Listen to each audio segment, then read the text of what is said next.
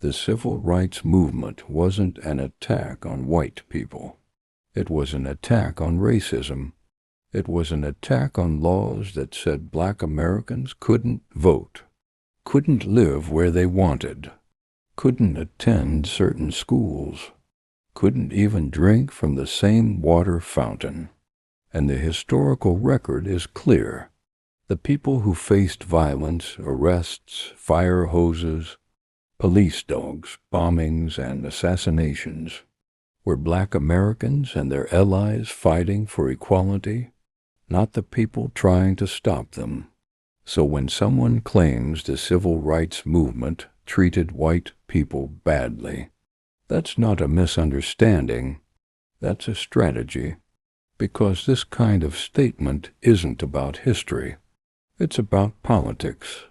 It's about telling a certain audience exactly what they want to hear, especially during an election cycle where fear, resentment, and nostalgia are powerful tools. Race baiting has always been a shortcut for politicians who don't want to talk about real issues. It's easier to rewrite history than to address inequality. It's easier to stoke grievance than to offer solutions. And it's easier to say white people were the real victims than to confront the truth about segregation, Jim Crow, and the decades of policies that locked black Americans out of housing, education, and opportunity. The civil rights movement wasn't about punishing anyone. It was about expanding democracy. It was about making America live up to its own promises. And millions of white Americans marched with black Americans because they understood the fight was moral, not racial. So why twist that history now?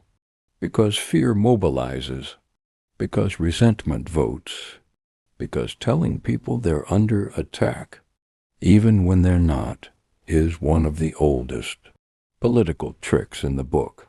But here's the truth. The civil rights movement didn't harm white people. It challenged a system that benefited some at the expense of others, and that challenge made America fairer, stronger, and more democratic. So when someone tries to flip the script, when they try to turn a liberation movement into an attack, remember this. They're not defending history. They're defending a narrative.